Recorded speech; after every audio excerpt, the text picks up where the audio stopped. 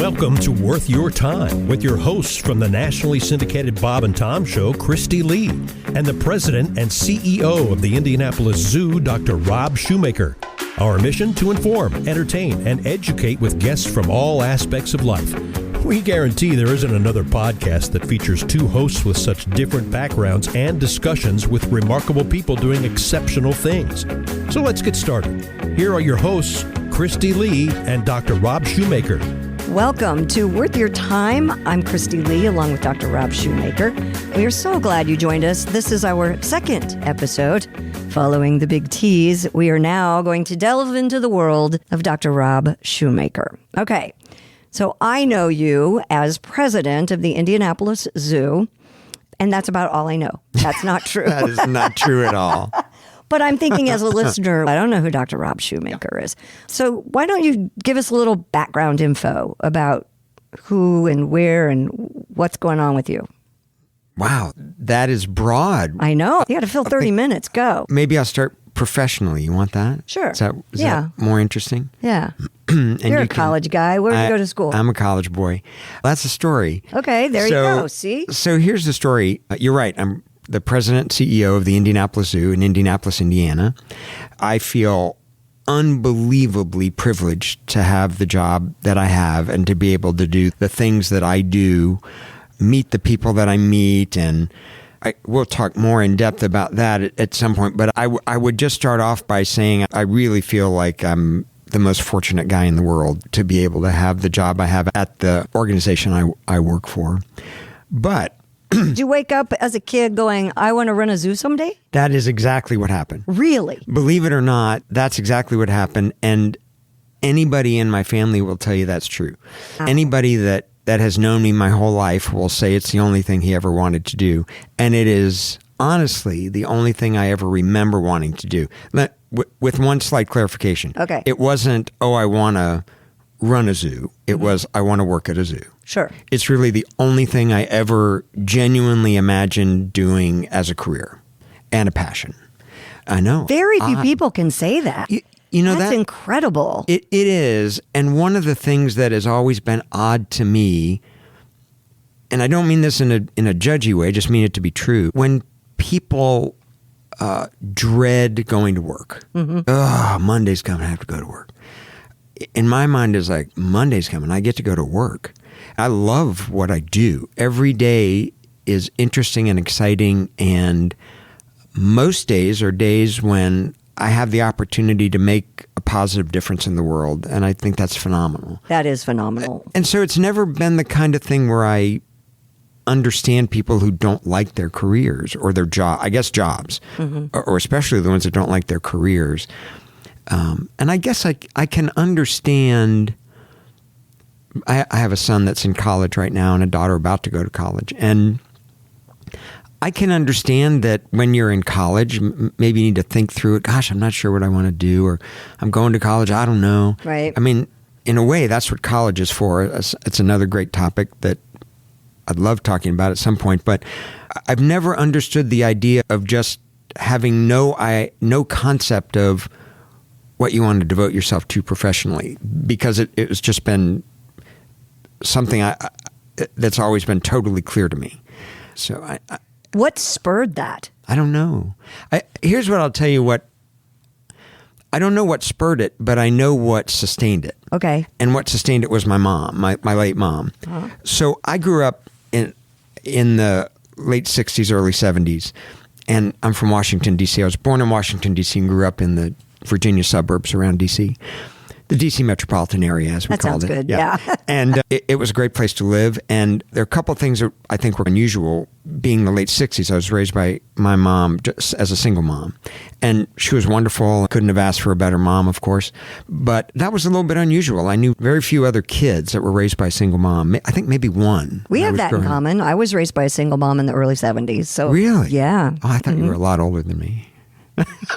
I am a lot older than you, but I was a teenager when you were a little kid, but go ahead. I am totally kidding. I didn't know that. Yeah. Comes with some challenges no matter what era. And sure. I think probably even some bigger challenges at that time in terms of finances and all. That's just the way it was and still is. But the other thing that was gosh, now that you made me think about it, I knew only one other kid that I went to school with being raised by a single mom. No single dads. Never heard of that. You know what? I don't think, if I look back, I'm trying to think, well, and we were at a Catholic school. Me too. So, oh my gosh. Yeah. We have more in common. You didn't know than that? No. Yeah. I went to a Yeah. Catholic school all the way, grade school, high school. Oh, I didn't. Yeah. I jumped to high school. I got out. I got to public school. But wow. Okay. I didn't mean to interrupt you. No, but what's it? do you have siblings? I have a sister. Okay. Sister, yeah. Younger, older? Much younger. Okay. All right. I didn't mean to interrupt you on your train of thought, but so you grew up in the late 60s, early 70s. Early 70s. And yeah, that is an interesting, I don't think about growing up very much. Yeah, that's right. I only knew one kid like that. Anyway, and we were good buddies because we had a lot in common. The other thing that was really interesting is my mom never, as a kid, I would say, yeah, I want to work in a zoo. I wanted to. Never once in my entire life did she ever say to me, that's nice, but what about a real job? Never heard that. Never once. And that, I think, was really unusual. That's a great mom. Yeah, it's really great. Very supportive. And here's the other thing which I learned about her later in life. That's the career she would have chosen for herself. Oh, really? She would have wanted to do work in the wild or studied animals in the wild, people that, we know lots of now. But that was, I guess, first of all, unheard of. It would have been unheard of for her to do that. That just didn't happen. Right. She came from the era when her job was to be a wonderful, lovely woman, which she was, and very beautiful, and to find a great husband. That was her expectation. The lovely and beautiful part worked. The great husband part didn't. That happens to some of us more than once. As it happens. But go on. There we go. What happened with that was, I think now in retrospect, again, she passed away a few years ago, but she fed that interest in me and thought it was the greatest thing ever, but she also shared it, and I think ultimately was able to live vicariously in a good way. Right. And I mean that in a not like a positive, stage mom way. No. But I think it was what she imagined doing for herself. She said that a number of times. Oh, if only different things had turned out differently, I would have done that or whatever. But it was great. So what that meant was, again, I grew up in the D.C. area. We would go to the National Zoo a lot when I was a kid. And it was so interesting because I said to her several years ago, I said, Mom, the funniest thing is growing up, of course, I remember going to the zoo with her, but I said, and I was little, like I wasn't even in school at this point. And I said, what's so weird is I only remember seeing the great apes, gorillas, orangutans, chimpanzees, at the National Zoo. I said, I remember walking from the car, but I don't remember seeing anything else. I said, isn't that weird? In the whole zoo, those are the only things I remember. She said, oh, that isn't weird at all. And I said, why? And she said, that's the only thing we went to see. It's because, Okay. First of all, it fascinated me, and it also fascinated her. So we would go and just spend hours around the apes there, and then get in the car and leave. And we do that a lot. Those are some of my very earliest memories. The whole point being, not only did she tell me, this sounds like a great career for you, you should do that, there were also ways that she supported that. And I know for a fact there's lots of people who don't get that support when they say they want to do this kind of work, or they want to study animals or wildlife or conservation or you name it, anything in that broad category of the profession. They don't get that kind of support.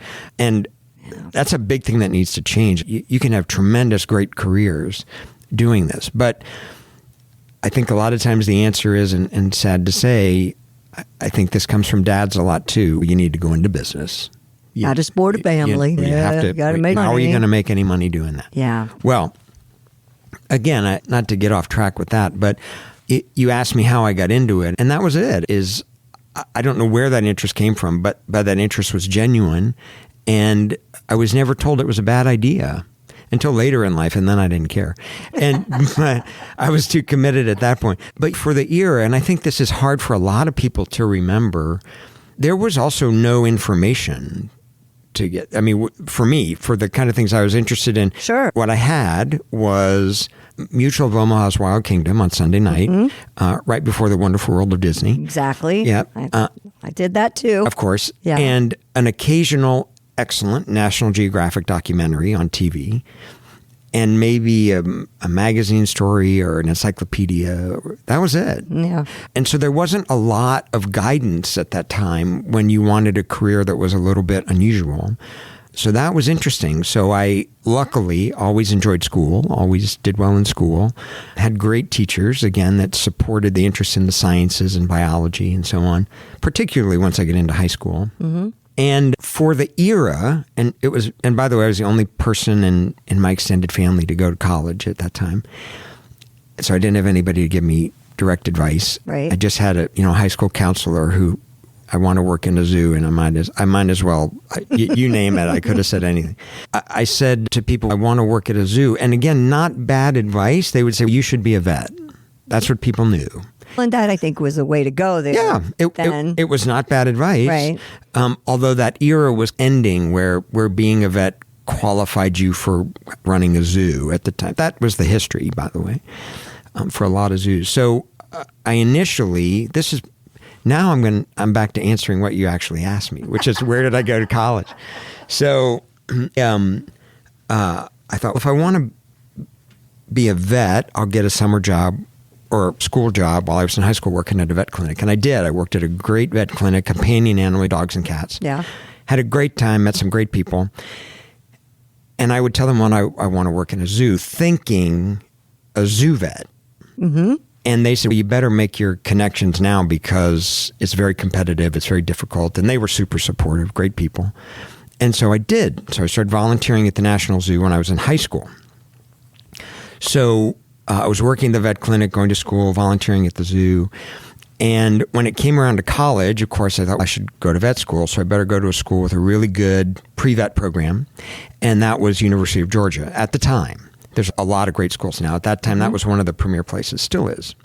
So I went there completely naive to what was going to be required financially.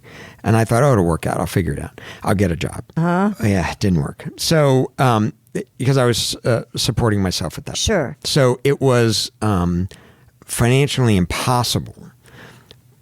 And I learned that very quickly and stuck it out for 2 years as an undergrad and discovered two things.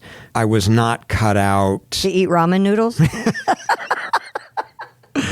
Yeah, I didn't want to do that. There were a lot of lean dinners, I'll tell you. No, I'll tell you a lot of it was pretty lean.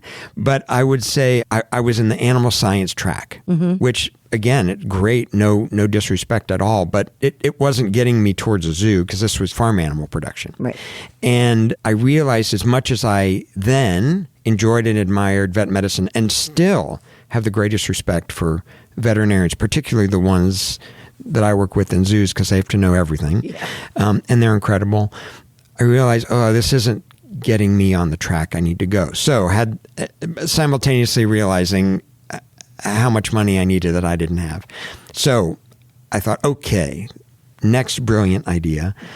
I'll get a job and work for a year and save enough money to go back to school, but changed my majors. Happened to have a job opening at the National Zoo at the time. They knew me because I've been volunteering for several years. So I got a full-time job after volunteering for several years, working with great apes. Wow. I thought, this would be incredible. Yeah. And then quickly realized that there's no way I could save enough money and go back. So the best choice for me was to work full-time and go to school part-time.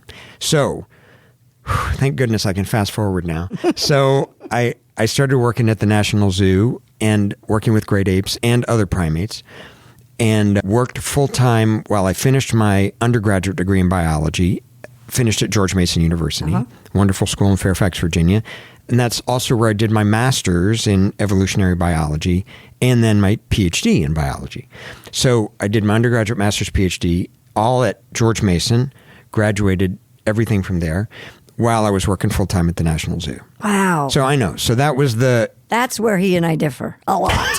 But I would say and people frequently ask, how do I do whatever? I said, look, I'm not recommending it. This is what worked for me, and it has worked out just fine. But I'm not recommending it. It took a long time, and it was a lot. But I loved it. I loved every minute of it. And what I would say is, it did a unique thing for me is it wound up giving me the practical side, the practical experience of day-to-day work combined with the academic side. So I always think of myself as having a foot in both camps, in the zoo community and the academic community simultaneously. And that was really remarkable because I could take what I was learning and use that in my day-to-day job, which is obviously the way it should be. But then there was also things that I knew, not as a scientist, but I knew, I worked as a keeper, as an ape keeper, primate keeper. I knew from the work I was doing, the stuff I would read, I said, well, that's not true. Who came up with that idea? That was a stupid idea. But the person that came up with that had never actually worked with those animals directly the way I had. I got to know gorillas and orangutans and all kinds of other animals, primates. I knew them as individuals. I saw them day in, day out. It was intimate. You saw the details of their daily lives. And you'd read something who maybe had observed from a distance. You're like, that isn't true at all. So it gave me a really, I think, unusual perspective that really persists to this day. Now, I have other colleagues in the zoo community who are like that. They've come up dedicating themselves to the animals that they've worked with, and maybe they're a curator or a veterinarian or a zoo director or whatever. But their perspective is totally different because they've seen it eye to eye. They know it in their gut differently than someone who has learned it at a distance or learned it just from what they've read. And it's very different, absolutely different. And so I feel, again, incredibly lucky that just the way life flowed for me to make it work, it gave me a perspective I really value. And I think in some ways makes me, gosh, I hate to say it this way, maybe in some ways makes me better at my job, maybe more qualified in some areas. Now, I don't know if my colleagues think that. I hope that's true. Well, I hope that's true. Yeah. You're the president, CEO. That doesn't just happen. No, it doesn't just happen. But that's what happens. So I was at the National Zoo. I worked there for 20 years, employed for 20 years, and then you can add on the volunteering before that. And then had a remarkable, incredible opportunity to go and help start a startup facility. And I moved from Washington, D.C. to Des Moines, Iowa. Had never been to the Midwest before. Had never been to Iowa before. And at that point, I was married and had a young son, 18 months old. And we moved from D.C., and a PhD, by the way. Just to put in perspective how long it took with working part-time. My wife came to my PhD defense and she was 8.5 months pregnant. So that's how long it took it was a long time. Went to Des Moines, Iowa, I was the first full-time employee at a place that at that time was named Great Ape Trust. And the vision was that it would be a phenomenal place for great apes to study their behavior, their cognition, focus on their conservation, advancing their conservation. And that was I'm so grateful for that opportunity. It was really tremendous. I was there for 7 years. Circumstances made it good for me to move on. And it was an interesting model. It was a place that National Zoo, of course, is funded by the federal government. Right. When I went to the facility in Iowa, we were funded by a very generous patron. And two things happened. In 2008, everybody had some financial issues that dramatically changed the financial trajectory of that organization. And there were some incredible, I mean, it'll be in people's memory, incredible flooding in Iowa that year and subsequent years. And it put our entire campus under 3 feet of water. Oh, no. And we were at least 3 feet of water, I should say that. Some places were much deeper. And it was, I think, almost 200 acres. So the results of everything was, all the apes were fine, all the people were fine. But ultimately, what it meant was there was no more, the facility was stunted. We were not going to be able to grow the way we had imagined because of those two factors. And I wanted to do more. Mm-hmm. So I had a phenomenal opportunity to come here to Indianapolis, which I'm forever grateful for, and started there. And this is now my 14th year working at the Indianapolis Zoo, but I only was president and CEO starting in January of 2020. I'm fascinated by the fact that is your background, but now you run a zoo. You're in charge of budgets and people, and that's a whole different ball game. Yeah, it is. Was that hard to learn? Is it something that comes naturally to you, or do you like? I sit in those. Full disclosure, I'm on the board of directors at the Indianapolis Zoo. That's not how we met. No, that's not how we met. But time has. I'm there now, and I sit in those meetings. Yeah, Kristi's one of our trustees and she's phenomenal. I don't know what I bring to the table, but I sit there and look at these numbers and sheets and financials, and I am just blown away by the people in that room that understand all of that, because I'm not a number. I'm a creative. I'm not a numbers girl. I can spend your money, but I really don't know how it all works on paper. Was that a learning curve for you? Absolutely. If you come into by the way, it's worth a tiny bit of explanation. So Indianapolis Zoo is in a small group of zoos and aquariums. It's about 240. The number varies a little bit every year, accredited by the Association of Zoos and Aquariums. Mm-hmm. It's the most stringent qualifications that a zoo can have, and it's hard to have that. And again, that means there's about 240 people running zoos and aquariums in the United States, and we regularly meet. It's a small group. And most of those people either come from the animal side or the business side. And we're all in the same boat, meaning if you come from the animal side, you have to learn the business side. If you come from the business side, you have to learn the animal side. So nobody comes in with the whole package. Gotcha.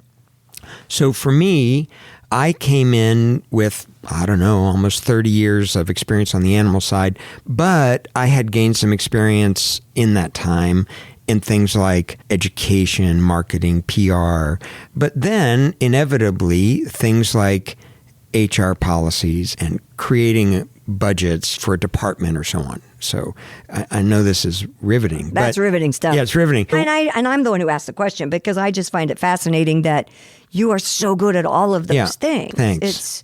So we did. And what happened was, when I came here, I had to devote myself to learning the business side and getting good. And I absolutely knew my deficiencies. That was clear. And everybody says this is healthy. It doesn't mean it's easy. Yeah, here's what I'm not good at. And I can tell you, I'm not good at X, Y, Z. And I better spend some time getting good at that. Or delegating. Yes and no. I think there's some things that would be a big mistake for me to just delegate. Okay. I better know it. Yeah. Even though I might want to delegate the work and the responsibility, I still better understand it. And so I'm very careful about that. I love delegating to really capable people, and I work with some phenomenal people. But I would also say, I also want to make sure I can sit down and have an intelligent conversation about what's happening in their department. But it took some time, but I love it. I love learning the business side. I love doing that. I think the reason I love it is because I know that when we apply the business side to what we do at the zoo, we make our zoo stronger, we make it more stable and better for our people that work there that are incredible, and we can do great things. We can do great things for conservation around the globe, and we do. Yes, which we're going to delve into. Yeah, we'll talk a lot more about that. A lot more about that. But we can do great stuff, and it probably, again, this is not intended to be a commercial for Indianapolis Zoo. But no, but that's who you are right now. It's who I am. I can't deny it. So the point of it is, we're a very unusual zoo because we don't receive any public money. A lot of zoos and aquariums receive city money or something like that, or bond money. We don't. So we have to be entrepreneurial. And I think a lot about the fact that on my own background, and I like to stay, I like to invest where I am. So long time at the National Zoo, federally funded, only zoo in the country federally funded. 7 years in Iowa, funded by a patron, a very generous patron. And then now a zoo that has to make all their money every year to make a very large operating budget. And what's interesting to me is the only model I haven't worked in is the most common one, which is a zoo that gets money from a public source like a city or bond measure or something. Let's hope you don't have to do that. You're not going anywhere. That's exactly right. So it's unusual. So that kind of brings you up to speed on how I got to where I am. Yeah. But you've got some great stories along the way. What is your favorite? I know we're not supposed to do the interview thing, but Yeah. what is the most favorite thing about your job? Like, the animals? No, it's easy. And again, I'm happy because this answer it's never varied for me in my Really? entire career. It's two things. And I mean it very sincerely. Both of these things are what make the job incredible for me.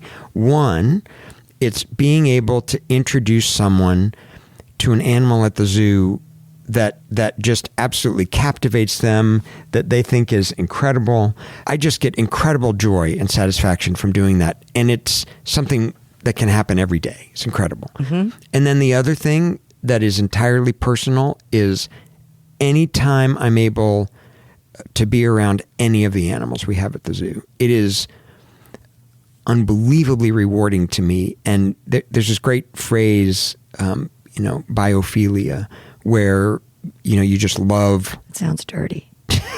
I'm sorry. It's not. Okay. It's not. I didn't mean to ruin. Oh, man. See, this is where we're different. This is the different perspectives. Okay, biophilia. Biophilia, Phil, which is love. It's a love of life. That's really what it means. But what it translates into is a love of all kinds of life forms. Now, I think we say biodiversity. Mm-hmm. You love animals, you love plants, you love mushrooms, you love whatever. And I think I'm a biophiliac. It's a biophiliac. She's laughing at me. I'm giggling, and I shouldn't be. I know you're being serious. I'm being so... I'm not being serious. I'm being vulnerable. I'm being honest, and you're laughing at me. I know. I laughed earlier today at a story, and I shouldn't have too. I'm a horrible person. This is a fantastic way to start. I'm feeling so great about doing all that. Okay. No, that's great. I'll get it together. That's wonderful. Just doesn't sound sincere at all. It is. I am sincere. You are sincere. All right, I'm going to say it again. Let's see if you cannot laugh. I can't. So I would call say this the biophilia episode. The biophilia episode. I feel ya. So a biophilia, somebody who just loves being around a diversity of life forms. That's me. I love it. I love being outdoors. I love being in any kind of habitat, forest, ocean, desert, you name it. I love being around all kinds of different species, animal, plant, you name it. I don't know, when you asked me recently, you said, how many animals do you have at home? Yeah, that's where I was going. Yeah, I do. I have a lot of animals. Don't it's also my job. It's my passion. It's my passion. Okay. Do you have snakes? I do. And... I knew that because I know you like reptiles. I do. I love reptiles. You love reptiles. There's not a kind of animal I don't like. Generally. I'm like that too. There's not really an animal I don't like either. Yeah, no. I think they're all just... Are you afraid of any animal? No. None. I'm not either. That's a bad thing, I think, for us. No, it isn't. No, it isn't. Really? Don't you think we should be? No. You should respect animals. Let's pick an easy example. Okay. Let's say you're hiking through the forest and you come across a snake that you know is venomous. Mm-hmm. There is nothing to be afraid of, but there's a lot to respect.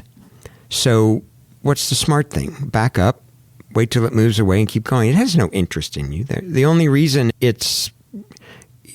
there could be a problem is if you bother it. It's not interesting. So as a sideline, one of the things I love doing personally, it's now been, I don't know, 40 something years I've been in this profession. Right. So, because I started in high school. So it's easy to meet people that are afraid of snakes. But if they're over at the house, I can show you one of my snakes if you want to try. And of course, I would never, the worst thing, it drives me up the wall when people think it's funny to scare someone with a snake or a spider or whatever. Yeah. Oh, stop that, grow up. So, quit being a jerk. Yeah. But what I love is, and I think this is really true, and we see this all the time, what people are afraid of, if this is a weird way to say it, I don't think they're afraid of the snake. I think they're afraid of the bad information they've been given. They think things are going to happen that aren't true. They've been told a lot of stuff, or they've made up a lot of stuff. And what's incredible to me is if you can replace that with accurate information, mm-hmm. suddenly the fear just vanishes. It just evaporates. And I've seen it over and over. Someone who might be so scared they're trembling, and I'm not pushing anything on them, but we talk about it and say, you can look at it, you don't have to touch the snake. And by the end of it, they're like, I really want to hold it. And they do, and they'll say, I had no idea they would feel so incredible. They're fantastic. Now, I'm not saying I want everybody to go have a pet snake. Right. I'm not saying that at all. Yeah. But I guess if I would say like the minimum to me, how about when you see a snake, your first impulse isn't, I should kill it. Yeah. How about let's start there? Just leave it alone. That's a great place to start. Mm-hmm. Those are the things that I love that are fantastic. I love talking to you, but we're out of time. Oh, gosh. I know. It goes by so quickly. There's so much doesn't left. It? Oh, we just started. This is only our second episode. Technically, only our first episode. First real episode. Yeah. After the teaser. We have a whole lot to get to. There are so many interesting stories, not only around animals, but around guests and around people that we know. And we're just going to have a great time. But wait, here's the thing which I realize that I should say now is back to the podcast part. Right. One of the things that was fantastic is you and I agreed instantly when we talked about doing this is not intended to be a zoo podcast. No. This is not intended to be an animal podcast. In fact, our next episode is going to have nothing to do with the zoo. That's right. So right. So Right. I think that's fantastic. Now, as we were talking about in the tease, you know a lot of people that are phenomenal, incredible, and again have nothing to do with zoos or animals. Mm-hmm. And we have the opportunity to talk to them. I know a lot of incredible people that do have to do with zoos and animals. So that'll certainly be represented. Right. But just to be really clear for folks, if you're super interested in zoos or animals, you will definitely like some of our guests, but there's going to be stuff outside of your experience then. Yes. And if you're really into entertainment and comedy and silly things, I'm your girl. That's it. She's the girl. So it's going to be, what's eclectic? Yes, that's very the word. eclectic. We'll be eclectic. We'll be interesting. We'll be fun. Yep. And I'm going to learn to be a biophilia before the end of this little journey we're on. We're going to be worth your time. We are going to be worth your time. Be sure and tell everybody about our new podcast, Worth Your Time. Subscribe at it wherever you subscribe to your podcasts. I don't know if it's Apple, Google, wherever, Spotify. There's so many places now. Back in the olden days when I did my first podcast, it was one. It was like, oh my gosh. Which is how we met, by the way. Yes, you were a guest of my podcasts. Yeah, I learned a whole lot about orangutans that time. did. It was really exciting, and we'll probably delve into that at some point. We'll get back to it. Yes, we will get back to that. Join us for our next episode, Worth Your Time. You've been listening to Worth Your Time with Dr. Rob Shumaker and Kristi Lee. If you like what you hear, please give a review wherever you get your podcasts. And don't forget to tell your friends. Word of mouth is the best compliment. Thanks to our producers, Chris Spangle of Leaders and Legends, LLC. You can reach him at leadersandlegends.net. Also, thanks to Sophie Ritz. I'm Christopher Geisen. Thanks for joining us.